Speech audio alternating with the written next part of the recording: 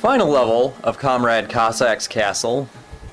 I'm sure you can guess how exciting it is, and I'm sure you can guess how exciting fighting Comrade Cossack himself will be.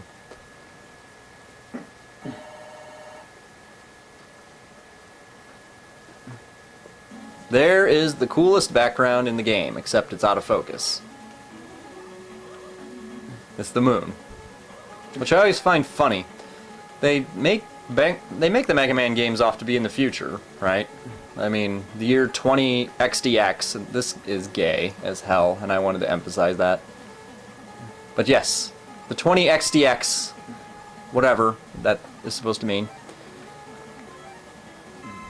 Supposedly the future. All these highly advanced levels from these supervillains.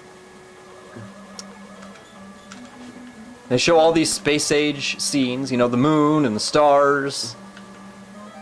But whenever you see a town or anything outside of these crazy ass levels, it's a little Alps Hamlet. It's not futuristic at all. I mean, it's nice and quaint. It's certainly scenic, but it doesn't really follow with the rest of the game. It doesn't follow the mood and the motif. It's kind of like, oh, I don't know, Starship Troopers or Aliens. You know, it's in the future. They can go to other star systems. They have all this advanced shit, but they're still using guns with ammunition, bullets. Although in this case it seems like a much bigger betrayal for the simple fact that the entire world consists of small scenic hamlets. Now, alright, I think it's at the beginning of this game and I skipped it. They show a city, but it doesn't look all that futuristic and crazy. Graphics even aside. But at this point I guess I'm just nitpicking, because there's really nothing to say about this level, as I've mentioned before and mentioned about previous other levels. Now, there might be a way to kill that guy as well. From the front, I doubt it. I tried to use the weapon I figured would do so, and it failed. Largely it doesn't matter because he doesn't really do that much damage to you.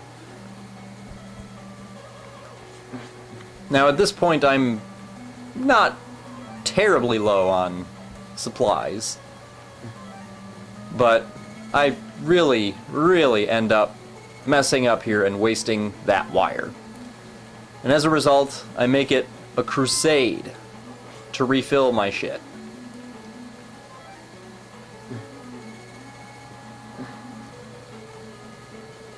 And unfortunately that results in me standing there for half a lifetime and picking up like 9 extra guys. They didn't give me anything but extra guys. It was kind of shocking.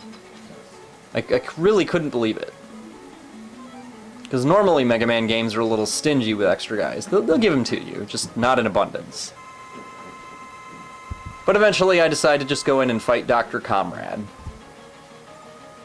And really, this is the point at which they kind of emphasize, hey, Soviet Russia is poor. Because he's using what looks like a really big, shitty version of Dr. Wily's little UFO. It's big, it's clunky, it's functional. But the beauty of it is that while it is a UFO, and it is based on the Wily design very loosely, it's hanging from a giant cord. If that doesn't scream poor, he can't even build this thing to fly. So if that doesn't scream poor, I don't know what does. And then there's this really weird scene where Proto Man brings back Dr. Comrade's daughter, and apparently was working for Dr. Wily.